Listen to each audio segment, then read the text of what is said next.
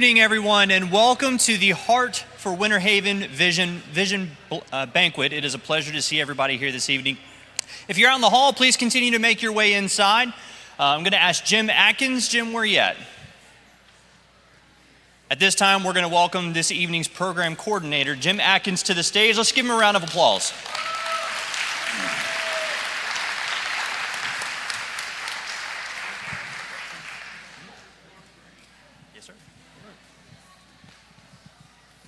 Well, good evening.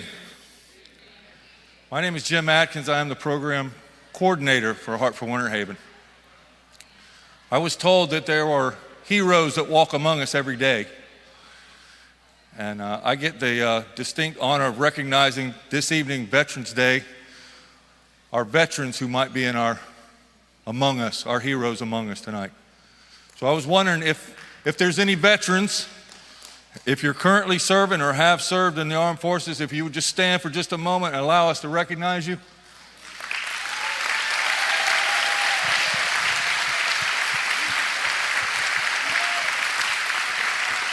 Thank you. Thank you so much. From Heart for Winter Haven and a grateful nation, we're thankful for your service. And I couldn't be more proud of the young man I'm about to introduce you to. Here at Heart for Winter Haven, we have a scholarship house. This young man has gone on, and we consider him our first graduate. He's gone on to finish his degree in music. He's composes his own music, plays several different instruments, sings opera in 3 different languages.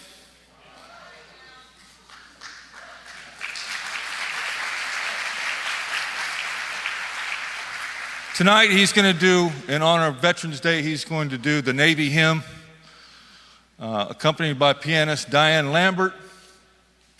I bring you Raymond Castro.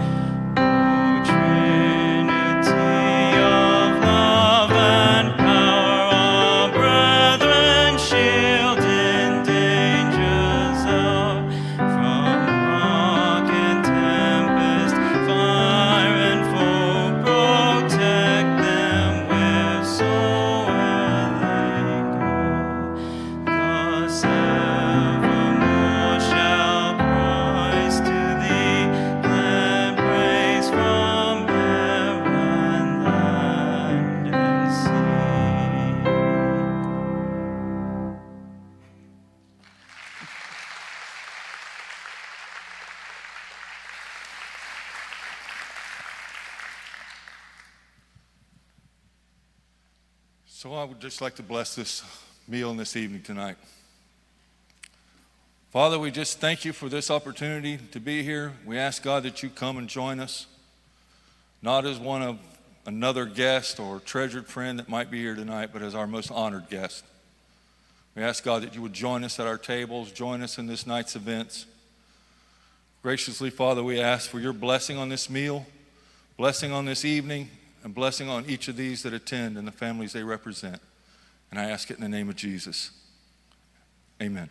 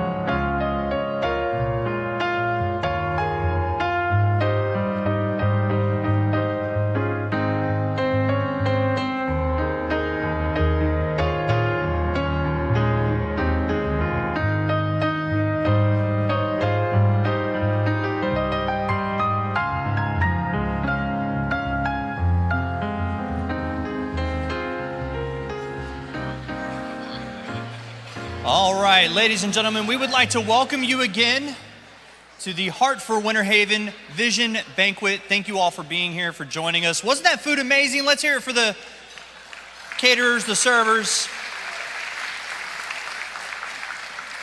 That food was incredible. And I have to tell you, I was smelling the food and my mouth was drooling while I was up here the first time. So I guess you're safe now, but you all were in the splash zone.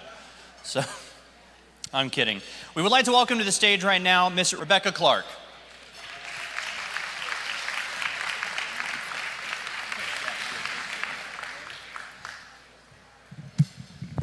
Hey, sorry about that. Had to go to the ladies' room. Yes, I'm Rebecca Clark. Welcome. I was here a few years ago and gave my story, and I don't know if you remember me or not, but thank you. Yeah, God's been doing some pretty amazing stuff in my life, so for those of you who prayed for me, thank you so much. I just moved into a new apartment. I actually, I struggled with addiction and was incarcerated several times. And I've come out of that now, and I've been sober for 3 years. So, thank you. Thanks. So last month, the judge who had my case realized all the progress I had made, and he terminated my probation a year early. So that's pretty exciting. So now I'll be able to go see my daughter for Christmas and pursue some other dreams of mine. So I'm a little nervous, can't you tell? So let me get my cue card here. Jobs for Life really helped me realize that God designed work and that I was created to work and there's dignity in work. And because of that, I've been able to succeed in life. And so tonight we're going to hear about Jobs for Life from the employer's perspective. So please help me listen and join me in listening to Miss Diane White.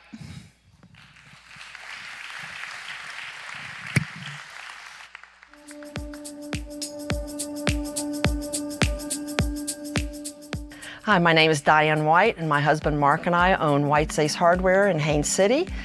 And I'd like to tell you a brief story why we have put so much faith in the Heart for Winter Haven Jobs for Life program, and why I would highly recommend that any employer hire somebody that has gone through and graduated from this program. It is truly wonderful. A few years back, we interviewed a young man. He had just turned 19. He was very eager to learn, but he had no job skills. He'd done some odd jobs around the town. He had not ever worked with customer service, with other employees, but he was eager. He had some family dynamics going on and some issues at home, and we just really wanted to give him a chance. So we hired him, and after a few weeks, we came back from lunch one day, and he was sitting on the bar stool reading a novel, and we explained to him that, if you're on your lunch break, you need to do that in the break room. It wasn't proper business etiquette to read books on the floor. So he said he had already had his lunch, but he was bored and didn't have anything to do, so he just thought he'd sit down and read a novel. So we realized we needed some help, and so I called Brad and talked to him about the Jobs for Life program and talked to the employee, and he was very eager to attend. So he got enrolled, and even after the first class, he texted me and was so excited. After every class, he'd either talk to us after work, he would text us. He was so excited. He literally couldn't believe that people that he didn't know would care for him so much and about his future. So he completed the class, he graduated, and for him that was a huge honor. Nothing like that had ever happened for him before. When he came back to work, I joked that he was six inches taller. He held his shoulders back, and he just was very, very much a grown young man now. Didn't act like a kid anymore. And he was a phenomenal employee. He was just great. He was helpful with customers, but you could tell that the program really did a good job for him. And the happy ending to his story is that he did work for us for a season, and he was able to get another job, and he actually doubled his salary from what he was making here. And that was just such a great joy, and to see what what that 6-week program at the time did for him. He was grateful. We're grateful. He still keeps in touch with us because he is so grateful. But I would truly recommend this program to anyone that has employees that need some help. Don't give up on them. It is truly, truly special. And I'd like to close in saying that, yes, we gave him a job, but Jobs for Life gave him his future. And both he and my husband and I will always be grateful for that. So thank you.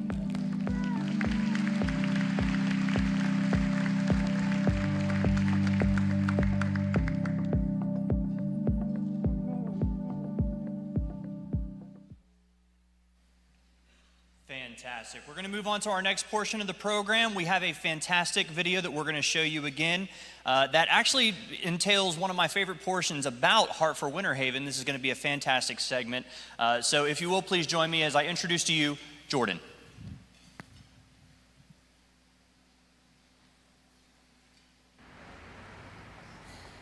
My name is Jordan Hilaire, and I'm from Akai, Haiti. Living in Akai was the best. The lifestyle was more of a freedom type of lifestyle. I would wake up in the morning, I would hear chickens crowing, and like I would walk through gardens, and barefooted I would walk through gardens, plantain gardens. It was freedom. Sometimes I would take trips to Port-au-Prince to go live with my Aunt Marjorie. The ocean views that I see is beautiful. The city views, the views I seen in Pétionville at my aunt's house is beautiful. Haiti is a very beautiful place. I was in Haiti when the earthquake hit.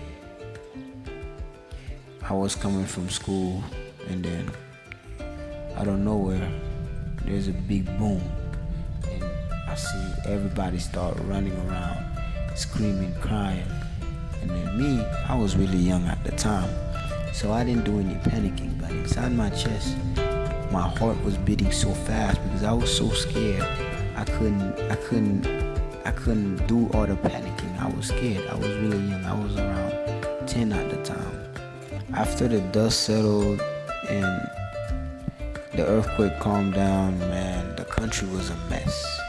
Buildings crumbled, schools fall down, churches, everything was a mess, man.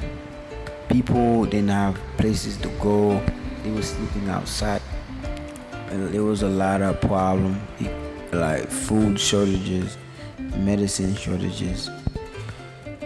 People got hurt, many people got killed. This didn't affect me. God protected me, God provided for me, God sent people my way to help me. Like when I came to America, I also faced struggles, but God gave me the courage to persevere, the courage to stay strong, to get through them. Like a couple months ago, like I'm 20 years old, and a couple months ago, I was homeless, and then God sent Heart for Winter Haven my way, and they provided for me. They took a lot of weight off of me, because like they put a roof over my head, and they helped me get into school, and all of that is just God paving a way for me. At Heart for Winter Haven, I took a 6-week class called Faith in Finance. It was taught by Ms. B.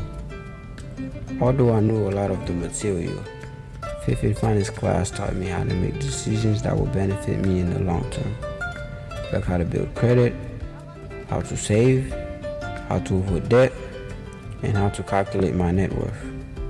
I also learned how to set financial goals for things that I want to purchase, like a newer car or a house someday.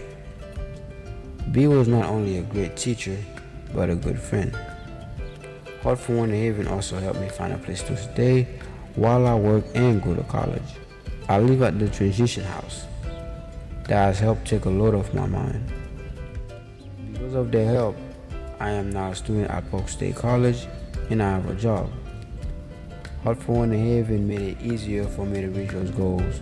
I'm forever grateful for their help.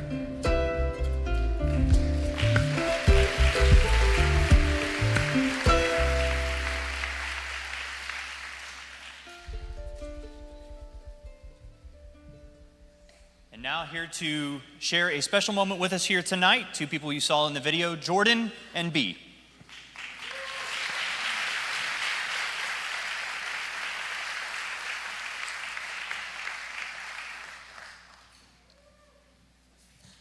Good evening, friends. I would like to introduce you to my friend Jordan. And Jordan, these are my friends. This summer, Heart for Winter Haven had the opportunity to start a new financial literacy program called Faith and Finances. Over 12 weeks, Jordan and we met weekly to learn best practices of financial stewardship and generosity through a faith-based lens. The most exciting part was watching Jordan begin to model some of those teachings in his life. As I challenged him on his budget and spending plan, he would in return challenge me not to buy iced coffee for the week. Tonight, I would like to present Jordan with this certificate as the very first knowledgeable, faithful graduate of the Faith and Finances educational course at Heart for Winter Haven. Please help me in congratulating him on a job well done.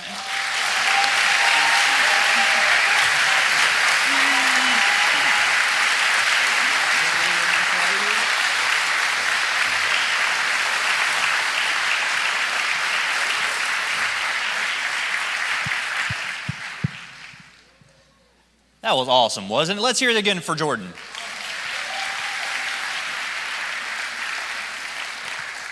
Now to give us an update on the Center for Wellbeing, we're going to invite Kim Smiley to the stage.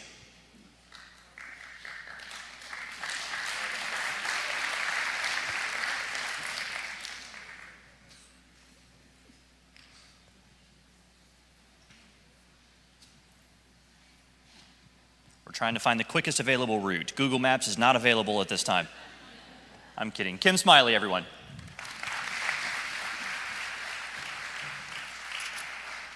Hi, and good evening, everyone. And thank you for that welcome. I appreciate it. I am Kimberly Smiley, one of the counselors at the Center for Wellbeing at Heart for Winter Haven. And Brad has asked me to share a little bit with you about what we're doing there and why counseling makes such a difference in a person's life. So I met Brad when I was still finishing the hours and hours of required supervision associated with my marriage and family therapy degree. And during a conversation with a coworker, they mentioned the Women's Resource Center, which is also here in Winter Haven. And I mentioned that I was having a difficult time finding a supervisor and a site in which to complete the clinical portion of my degree. And she mentioned the Women's Resource Center, and she gave me their number, and I called, and immediately the next day I got an interview. During the interview is when I learned about Brad, and that through the Heart for Winter Haven's collaborative effort with the Women's Resource Center, he was already supervising 4 interns there. And so the Women's Resource Center asked me to come on board, and Brad graciously extended himself to help me out for 2 years of supervision. And I worked with him over the course of those 2 years. And this unfolded in such a profound and unexpected way in my life that I knew that it was God, but I had no idea that there would be more to come for this relationship. And so at the conclusion of those 2 years, I've now finished my master's degree, and I've also passed the licensing exam. However, there's still more required supervision for me to get my state license in Florida. And so Brad has again graciously extended himself for another 2 years to be my supervisor. And so I am so happy now to be a part of the group of clinicians at the Center for Wellbeing. And so what is counseling? What is it that goes on in that room? Do I really need it? Will it work? How much does it cost? Who's gonna pay for that? Meaning, is it worth it? And will it help me? These are valid questions that we hear often. And with the toll of the pandemic and how it's taken a toll on all of us, we're being asked these questions now more than ever before. And for me, counseling is a place of safety. It's a place that you can go no matter who you are. And I've seen clients from all walks of life, from those that are very accomplished to those that feel like they failed at almost everything in life. And it really doesn't matter when they're sitting across from me because they're going through something. And it brings nature, the nature of humanity into play, because brokenness can be the leveling ground for many people. When you're really struggling with something in life, having a place that you can go into and not worry that you're being judged is priceless. And so in the counseling environment, you can be yourself. And hopefully when you leave, you feel like you're a little bit better each time. You feel like you're a little bit better, even if the situation hasn't changed. As a therapist, I believe that confidentiality and trust are absolutely critical in this process. And I always want people to feel that they are in a safe place. And not only that they're safe, but that the information that they're sharing and what they share is safe as well. Sometimes we get stuck in life, and sometimes when that happens, we don't necessarily need someone to tell us what to do. We just need to process it and to talk it through with someone that we can trust. And so many of the clients that we see are stuck. They're stuck on the mistakes that they made in the past. They're stuck on what someone has done to them. Or they can even be stuck with something that happened to them in their childhood that they had no control over. And so the therapy that I prefer is called solution-focused therapy. And I love using this with clients because it doesn't focus on the past. It helps to get them unstuck by putting emphasis on the present and where they're hoping to go in their future. And so I was super excited when Brad started talking to me about the Center for Wellbeing.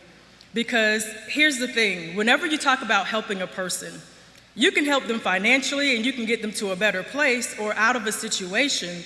But if you're talking about well-being for the whole person, you really do have to deal with the mental aspect. Because you know the money's gonna eventually run out, and that person is gonna go back to the situation that they were faced with before, whether it be depression or anxiety. And so if you only deal with the financial difficulties, and if you only supply resources, then it's gonna become a cycle. They're gonna go back to what they've known before. And so the Center for Wellbeing tries to help with every facet of a person's life to get them to a better place. It is a Christian-based facility as well, and everything that they stand for is who I am. It is an incredible blessing for our community. Polk County is very large and still growing. And so there is a tremendous need for mental health counseling here. The Center for Wellbeing has also addressed the affordability of this service. We try to make counseling available for everyone so that no one is left out, and financial issues won't hold anyone back from getting the services that they need. I think the pandemic has exposed our need for counseling and has reminded us of just how miserable our minds can make us. It has been a tough 20 months, physically and mentally for a lot of us, and so the Center for Wellbeing could not come at a better time. I think God had this planned all along. And so at the Center for Wellbeing, we are here with help, we are here with hope, and we are here to serve this community. Thank you, and God bless.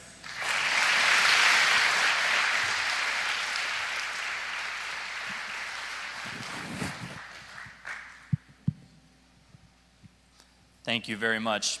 And now, here representing the Salvation Army, Captain Dominic Blanford. Captain?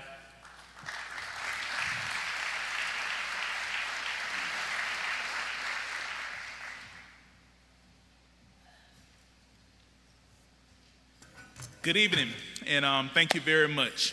Thank you, Brad, for allowing me to be here this evening to speak. As the commander of the Salvation Army here in East Polk County, let me start off by saying that I am honored to be here tonight to speak to the Heart for Winter Haven family. I'm also delighted to be back here in Winter Haven. My wife and I, we worked for the Salvation Army here in Winter Haven from the years 2011 through 2014, before we went to the training school for Salvation Army officership. And once you graduate from the training school, the Salvation Army typically never sends you back to the branch that you came out of. So, of course, like many others, we had no idea about the possibility of returning here to Winter Haven to serve in this great community. So when my wife and I got the call that we were returning to Winter Haven, we hung up the phone. Just joking. We were excited, but we thought it was a mistake. So when my wife and I got the call, we were thrilled to discover that God's plan was to give us a homecoming of some sorts. And now we are so pleased that we get the opportunity to lead the work here in East Polk County. You may have noticed that I am not the only captain in the room. So please, and she's gonna kill me for doing this, so please allow me to introduce my wife, Captain Eva Lise Blanford.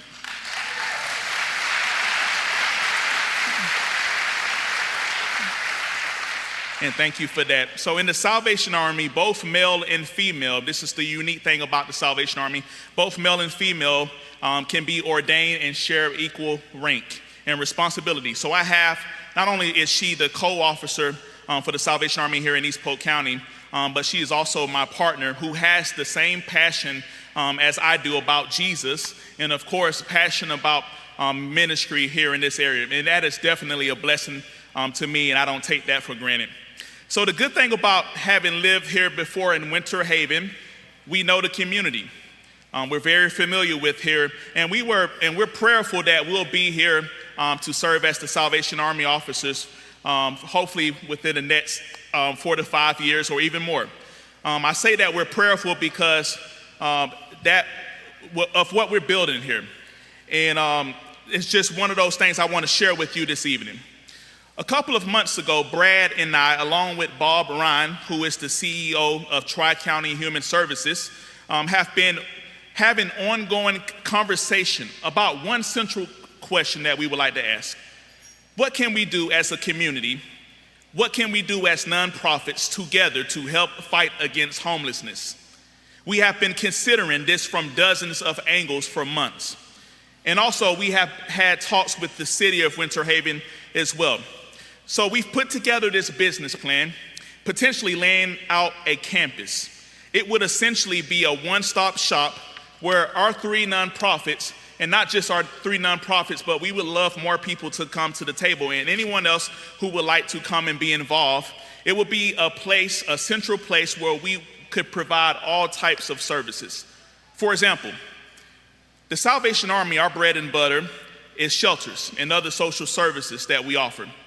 So we would like to see some type of stable housing on the campus. Brad and Hartford Winter Haven, they have Jobs for Life, which is an amazing program as we just saw. And also they offer faith and finances and all of the other services that they keep on adding, which is wonderful. And Tri-County Human Services, their specialty is mental health and addiction recovery. We want to all come together for this community. So we aren't just working with our own single agendas, but we can provide more fully for the scope of the needs that we see here each and every day. This has been the mindset of all 3 of our organizations, and with the end game of getting people into permanent housing and stable and flourishing lives. We're involved with the Homeless Coalition, and we want to get the Early Learning Coalition involved as well. We want to provide a place of intense case management and training for new skills, a place where lives and families could be restored. It's our dream and it's our prayer, and we ask that you pray for that as well. And I can tell you that I've never seen anything like it. In my Salvation Army officership thus far, I've had the privilege of serving in different communities, but I have served in different communities where organizations seem to have their own agendas. They really don't want to partner together. That is a typical situation. However, when we got here, I said a prayer. I prayed, Lord, point me to some folks who are mission-minded, but want to partner together and work together and not be in competition. And boy, did he answer my prayers, which is the reason I'm here this evening. I'm happy to say that I support the Heart for Winter Haven. And I know that Brad supports the Salvation Army as well, and he's proven that. To that end, I do want to share a few more things about him. Brad has the gift about bringing people together, doesn't he? He gets people to the table. What a gift from God that is, that he's able to do that. He has the gift to connect us, to help us see the big picture and remember why we are doing what we are doing. I'm so thankful for that. And having someone who could do that is not something that I believe that any one of us should take for granted. I like to ask the question in our nonprofit world, and that question is this: If you take away any particular nonprofit, what does your community look like? If you take away Heart for Winter Haven, who is bringing us all together? That would be a big void in our community. The effectiveness from Brad's efforts is huge. So from the Salvation Army's perspective, Heart for Winter Haven is vital. And I'm proud to say that we are partners. At the Salvation Army, we have a saying. And that saying is that we serve the lost, the last, and the least. These are voices that are easily drowned out by the noise of just our daily living. These are voices that I listen for. These are the voices I want to hear. And I know that the Heart for Winter Haven is listening too. So without further ado, I would like to take the opportunity to introduce you to the Executive Director for the Heart for Winter Haven and my friend, Mr. Brad Beatty.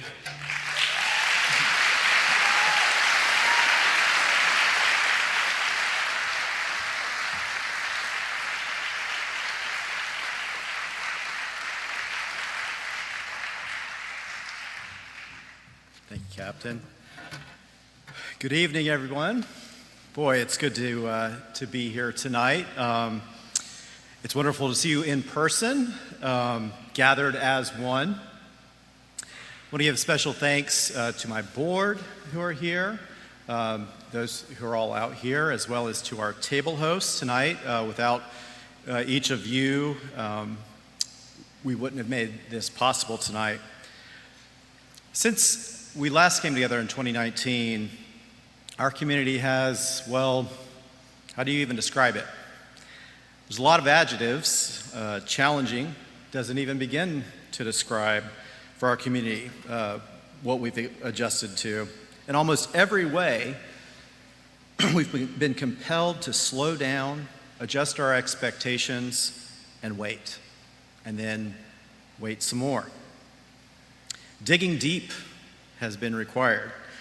We've all done a little digging this year, not just to survive, think Netflix and Instacart and DoorDash, but actually grow through this season.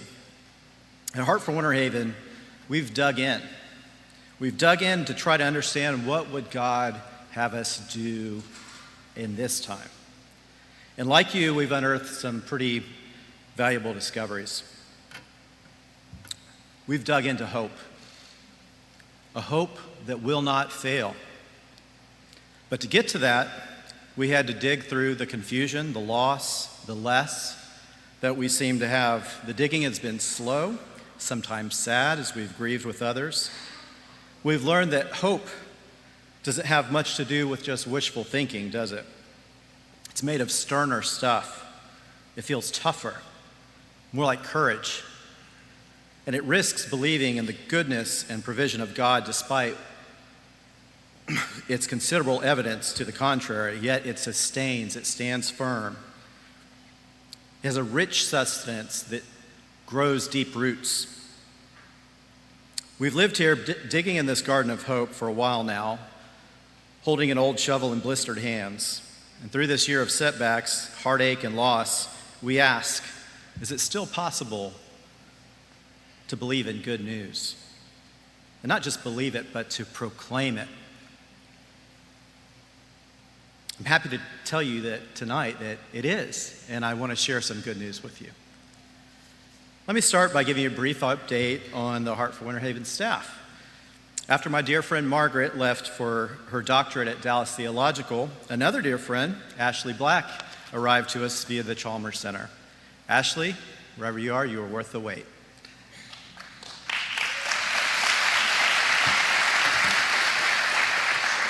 We also added Jim, who you met earlier, as well as Tabitha Keith and Cassie Harmon to our program staff. And if you all will stand, all the staff, if you don't mind standing just for a minute.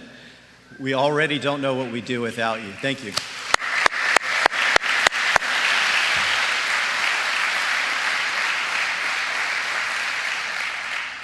We've taken this unexpected gift of time to further develop the talents, skills, and beliefs that allow us to reach more deeply into community with love and service. These folks that I just mentioned are helping us find new ways to adapt and to replicate to continue to share the power of simple acts of love and how that's transformational in people's lives. This year, as you heard, we've expanded our emotional, spiritual, and mental health programs through the Center for Wellbeing. More than ever, our community needs this to find relief from both the interpersonal as well as the internal struggles brought on by the isolation and loneliness that we've all felt. The center brings together multiple practitioners from different backgrounds to journey with people as they struggle through grief, the broken relationships, and the struggle to rediscover their identity as image bearers with purpose and with meaning. Jobs for Life, which many of you know so well, is a course which provides those underemployed and unemployed folks with a dignity and understanding of a right theology of work in their lives, how to grow their lives vocationally by seeing how work provides a means to earn, to have purpose and meaning, and as a means to worship. It's been a challenge during this pandemic. The community classes that we support at St. Paul's and at Grace Lutheran have been hard to put together because it's hard to get people to come together.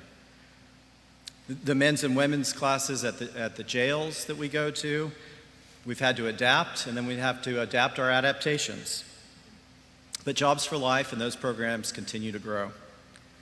Jim and the volunteers are doing extraordinary work in our jails.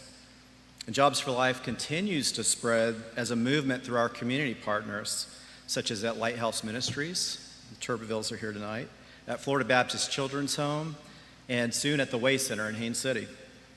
It delights our hearts to see them thrive.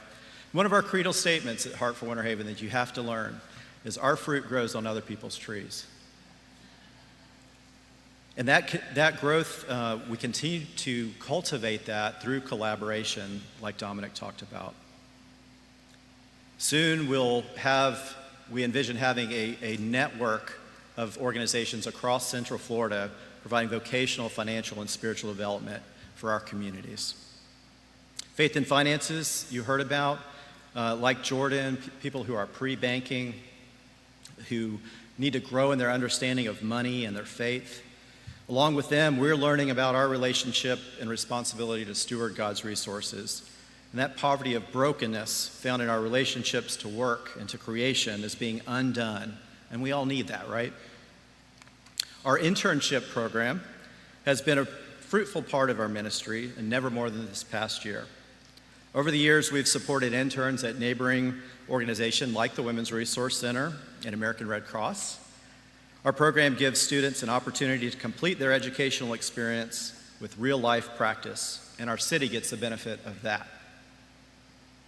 We've had about a dozen interns in the past year at Heart from places like Southeastern University, Polk State College, Simmons University, USF, FSU, Warner University, North Central University, and even Rutgers University. I've been busy. We have 4 students from Covenant College that we had this past summer, had a privilege of leading, and they wanted a chance to speak for themselves tonight, so we have a short video from Covenant.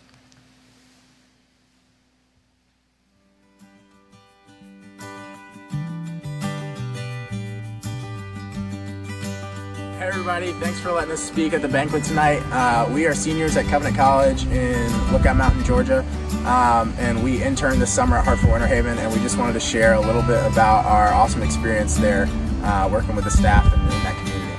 My name is Mary Margaret. I'm currently a senior at Covenant College studying community development. I really enjoyed having access to Heart Plates this summer. It is a meeting on Monday evenings where community members can come and share a meal, and then Jim Adkins will typically bring in a guest speaker, or he himself will try to guide the conversation to something a little more deeper. It was really helpful in just getting to hear what the people in the community are currently going through in terms of their poverty situation.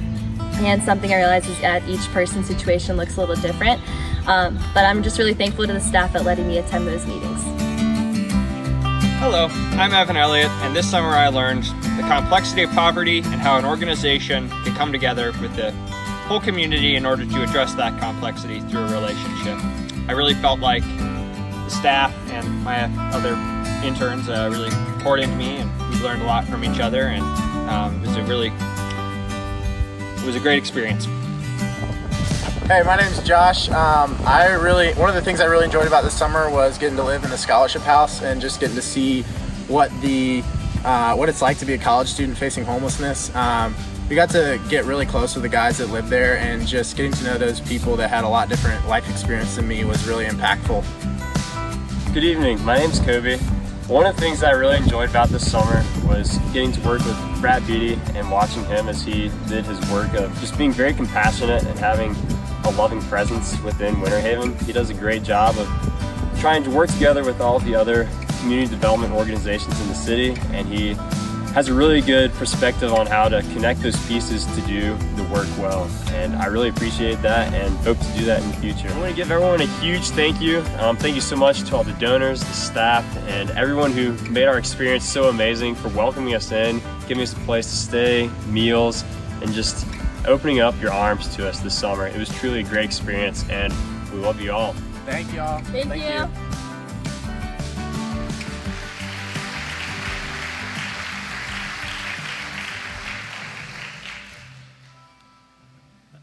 I didn't pay Kobe to say that part at the end. I think he just wants to date my daughter. Please don't tell Hannah that you heard that I said that. She'll kill me, won't you? We love having interns because it makes us vital in our city. And I know those interns served all across our community this past summer. And it's just such a pleasure to have them. Just some of the finest kids, and we hope that many of them will return. And so we're looking forward to having more from Covenant next summer, and more from all over the local universities. So we just believe that that's part of what we can do in this community. That's part of the way we can collaborate and support our other organizations. You heard about the Scholarship House at the Manse, and I want to just really highlight that because there's so many of you that were a part of that development. It's been a completely collaborative effort, from the use of a donated house from Living Word of Faith Assembly to the contributions of labor and resources from our Rotary clubs here locally, as well as local businesses and volunteers. This community effort that we can all be proud of. We're able to provide supportive housing for some of our male college-age students, two of whom who you were able to meet tonight, who found themselves homeless, which was unfathomable to me when I first heard about homeless college students. It just didn't add up. But we were able to meet that need with all of your support, so thank you. We very much want to provide a scholarship house for women, and we have that opportunity. We've been offered 3 houses that need to be moved, and we simply need some land to put them on. So this is to all you realtors out there, Michelle. We are in need of 3 lots for these 3 houses and then to move them. Good news is that just this Monday I received word from the county that a grant proposal we'd written has at least partially been funded to help us to purchase that. So we're well on our way to having a scholarship house for women to support our local kids.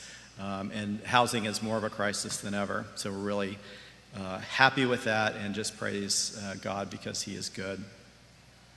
Our housing partnership of Winter Haven was what we announced the last time we got together back in 2019 when Mayor Dantzler was here. It's a sad fact that hundreds of school-age kids and their families become homeless during the year.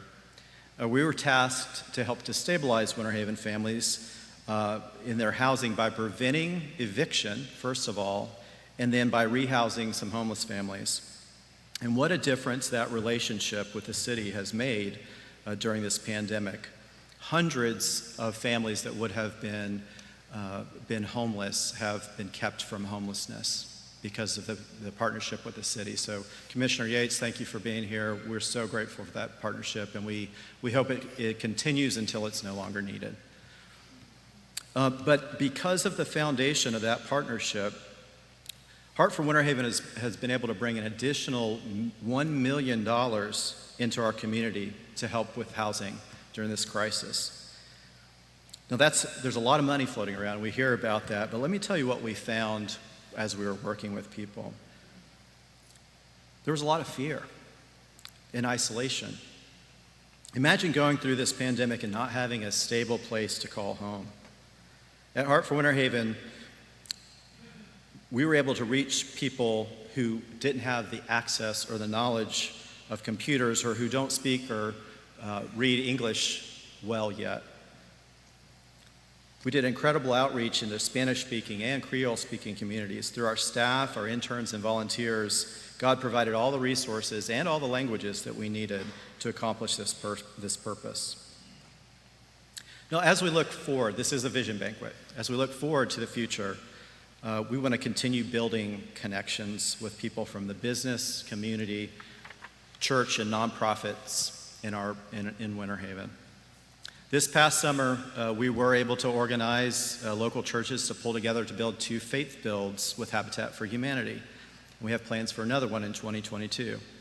Next summer, we're being mentored by the Lake Wales Care Center, Rob's here, to have a week-long home repair camp to do some neighborhood revitalization here in Winter Haven, the way that Lake Wales has done for over 35 years now.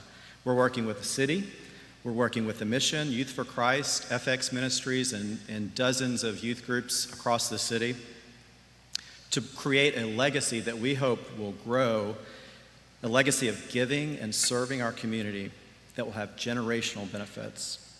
We could not and do not want to do this alone. Collaboration is more important than ever, vital for our city and our people to thrive. And we hope that this year God brings together a real Congress of leaders working together and answering our prayer for the Father to make Winter Haven a little bit more like heaven. We're working with our fellow nonprofit leaders to form a nonprofit consortium, a center for city transformation that will unify our city work toward adopting a real strategy and unity of purpose. As Captain Blandford mentioned, we have some big dreams, substantial dreams for Winter Haven. And it's an honor to work with organizations like Tri-County and Salvation Army and the Homeless Coalition and on and on. To me, this unity of purpose is evidence of God's provision right before our eyes, which brings me back to the good news. In Isaiah, God says, "Profess good news to the poor." This call continues to weigh heavily on my heart. What is good news if you're materially and spiritually poor? I have to ask myself all the time, and we talk about it at our staff meetings, is this what we're doing? Are we actively and effectively bringing good news of hope and redemption and restoration to the poorest in our community? Are we successful in sharing a love where difference cannot separate us? To our neighbors who are poor in spirit, incarcerated, locked up now, but coming home soon with empty hands, or unemployed or afraid to be employed, without homes or living in hotels, are these people hearing anything that sounds like good news to their ears? How about you? Out there, maybe you've lost hope that Jesus really intends to redeem all things, or that you've concluded that culture is beyond his reach. I think that this is where we can all dig into hope. Hope is intricately, eternally linked with faith and love never fails. Over the past 20 months, we've all felt how lonely life can be without community. We've realized there's no simple vaccine to relieve us from this plague. The months with COVID have given us insight into long years of struggle that others in our community have had with isolation, frustration, and helplessness of generational poverty. We've all learned that money, power, and resources are not antidotes for poverty. Something greater and deeper is needed. This year, we've all experienced a kind of relief, too, that's come through the fellowship of a friend. We've all been called and pulled in a lifeline from that darkness of loneliness into light. At Heart for Winter Haven, we believe in the power of healing love, experience together that can transform lives and change our community. And we offer our hope, our services around issues of material poverty because good news makes a tangible difference too. It makes crooked paths straight, blind eyes see, lame legs run. The good news that Isaiah calls us to proclaim speaks to the souls of men and women today and tells them of a Father rich in mercy, a mercy that can't be used up in the morning so that there's none left in the afternoon. His very name is love, and he promises the poor and the oppressed that his love will work through us, and that love will always hit the target. As we express that love in this community, we have to have the courage to dig through the suffering and into hope. We believe that God's good news will be heard loud and clear, that God loves the poor and that we're all poor. This is his heart for Winter Haven. Please come join us in that work. You're needed. Thank you.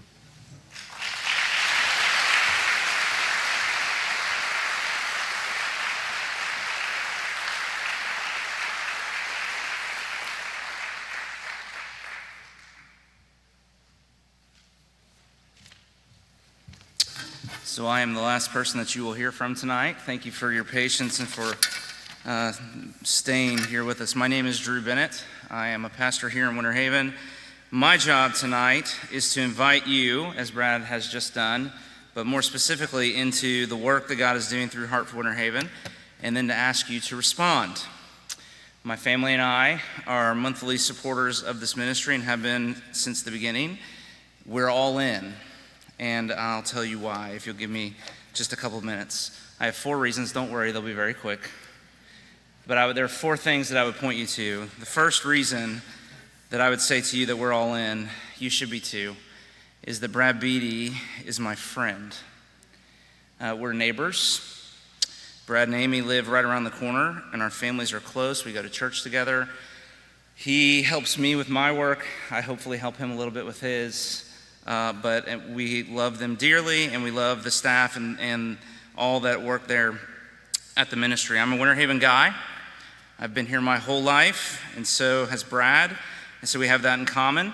A group of friends planted a church 13 years ago, not just to have a great church, but because we want Winter Haven to be a great city. Communities of faith are vital to that part of our dream, but years later, we launched Heart for Winter Haven from our church because we believe that our faith has to be put into practice. And this is our best effort towards that. The second reason I would tell you that we're all in and that you should be too is that as a pastor and as someone who cares about these things deeply, I believe strongly that their approach to ministry in our city is both compelling and thoroughly biblical. Uniquely compelling and uniquely biblical. There are 2 words the Bible uses to describe all that we've been talking about tonight, and they always go together. They come in a pair almost everywhere you look in the scriptures. It's righteousness and justice. They're important words for Christians. Righteousness refers to right relationships. Justice refers to right rules or right structures, and both are important. And so many of the problems that we face and that we are facing in our city, poverty and homelessness and lack of opportunity for certain groups of people, these things are due to broken relationships. The most vulnerable are victims of broken relationships, and so righteousness is doing the work of repairing those broken relationships, rebuilding them, which is the heartbeat of Heart for Winter Haven. But then justice is the work of advocating for structural, social, even political correction where there's a lack of righteousness in a community. And I believe strongly that the mission of God's people is the redemptification of the whole world. Right? We believe in redemptification, not just relief. And that's what Heart for Winter Haven believes too. I'm all for providing services for the homeless. We need to do that, but I think we need to do more than that. We need to attack homelessness itself, which is what Heart for Winter Haven is trying to do, because community development is the goal. That is, going beyond simple short-term solutions that often just keep people in cycles of poverty and need, and instead addressing the underlying causes for real change. I mean, you can address issues like food insecurity by feeding people, but that doesn't get rid of the problem. Or you can go to the source and attack chronic unemployment and underemployment, which is how we got Jobs for Life. Third reason that I tell you we're all in, that you should be too, is not only is their approach and what they're trying to do, their goals, but their method is also equally compelling and biblical. I'm a preacher, so forgive the mini sermon, but I've been thinking a lot about Ezekiel's vision in Ezekiel 37. You might be familiar with the passage. The prophet looks out and sees a valley filled with dry bones, and he preaches to the bones, as preachers are wont to do on Sundays. Sometimes we look at our congregations and think it's a valley of dry bones.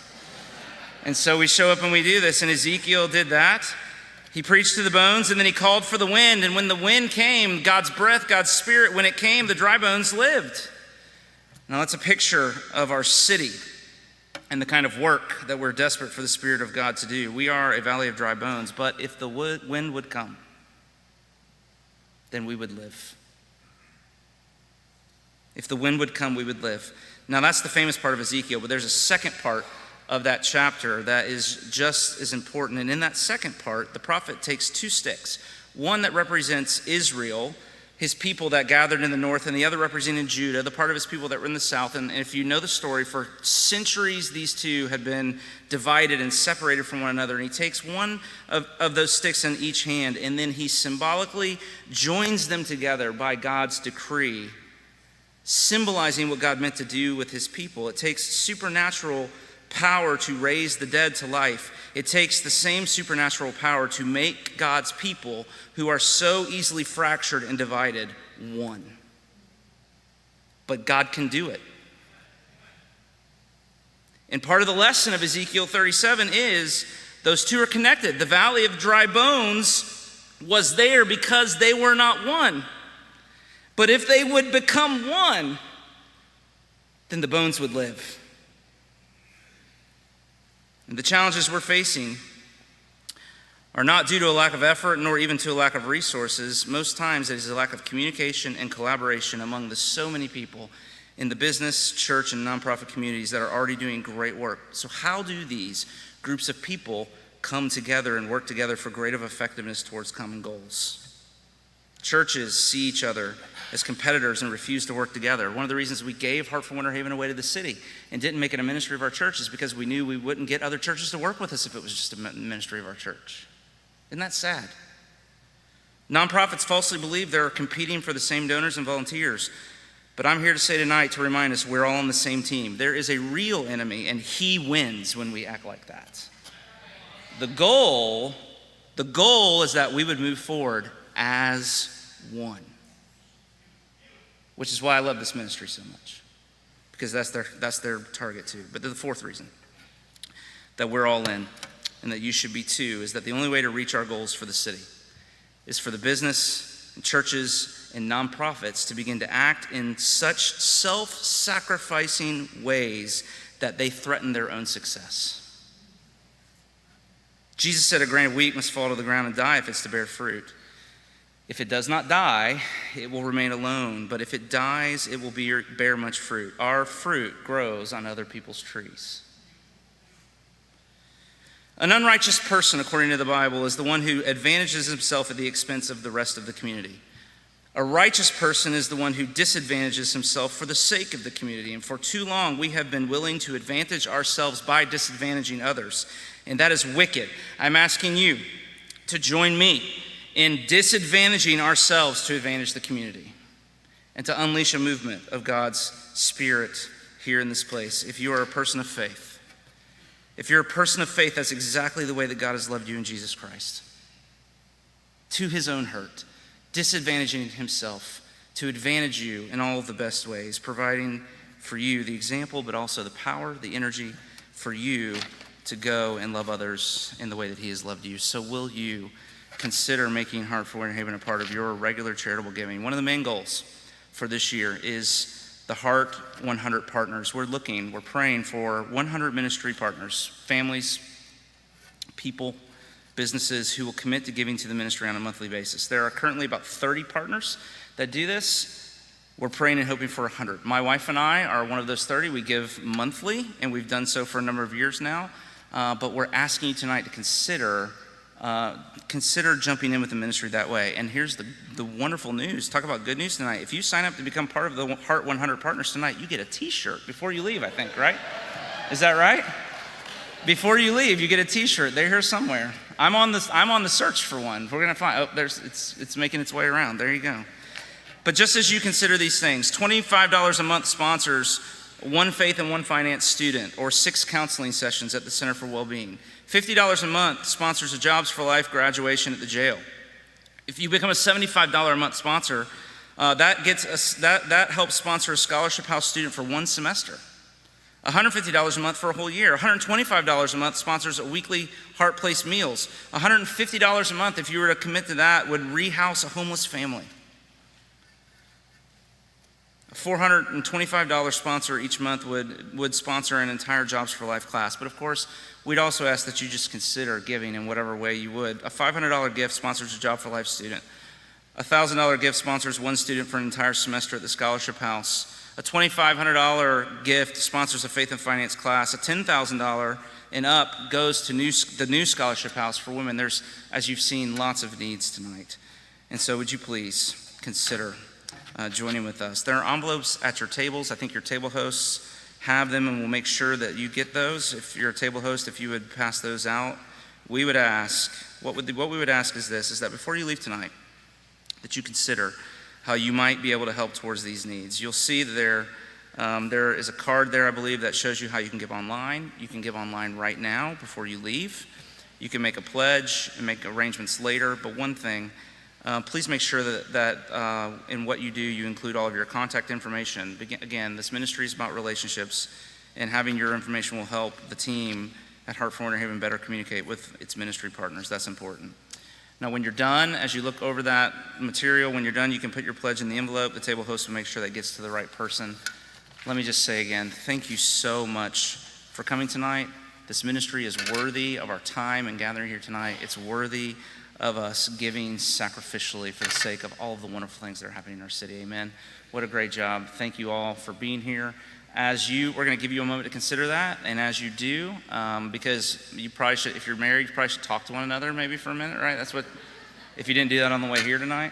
But we really ask that you move towards making some kind of commitment before you leave, if that's possible. As you do so, we're going to have some come and play a special music for us to give you a few moments to do that, and then we're done. We're going to go home. Thank you again.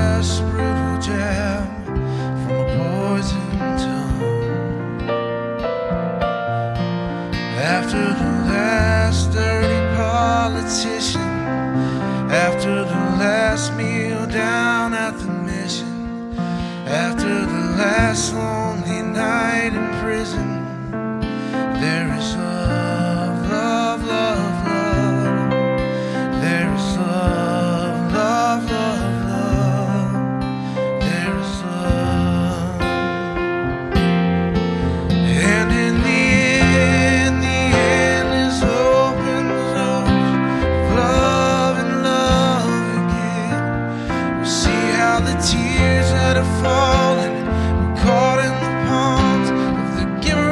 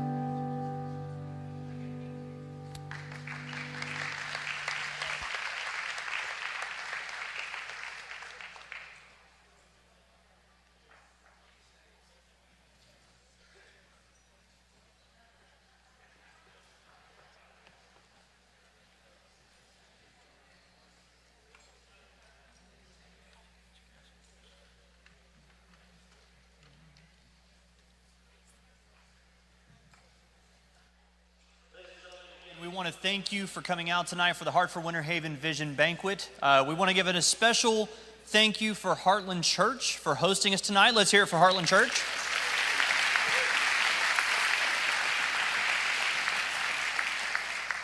And as we wrap up tonight, and Darian, we're ahead of schedule, so don't panic.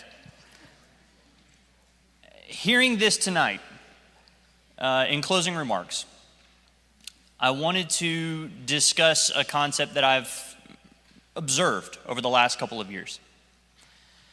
That concept being that for every yin, there is a yang. For every light, there is darkness. For every Cain, there's an Abel. For everything that we're going to face and everything we're going to do in life, there's always going to be two opposite forces that are always facing one another, right? What we've seen over the last 2 years, as challenging as they may be, what we have seen is there is a first wave. And that first wave is the one that panic buys all the toilet paper at the store.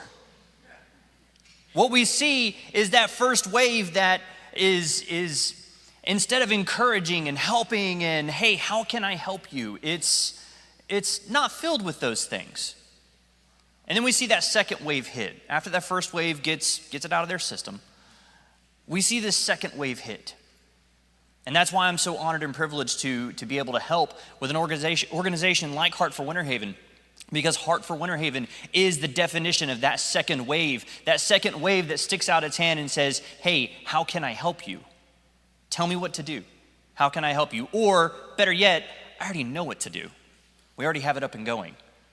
And that cannot be done at all without generous people like you and without the hard work of all the volunteers and all the staff at Heart for Winter Haven. So, in our closing remarks tonight, if you are a table host, if you will, please stand.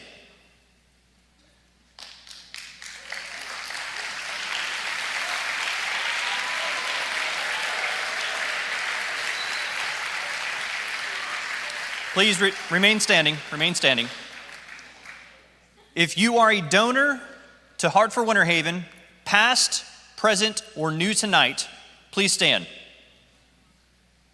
If you are a donor to Heart for Winter Haven.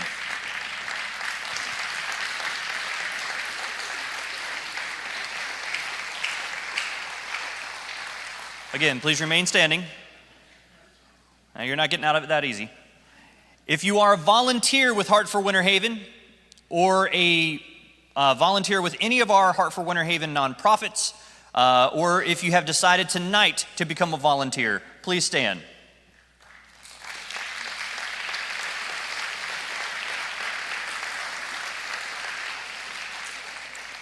And finally, if you have a heart for Winter Haven, if you have a heart for Winter Haven, and for all that God is doing among us, please stand.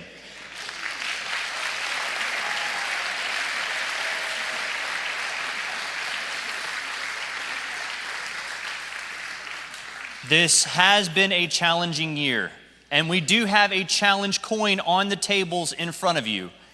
And this is what we challenge and we charge you with tonight: to grow and grow by serving others. Drive safe. We love you. We thank you. Have a great night.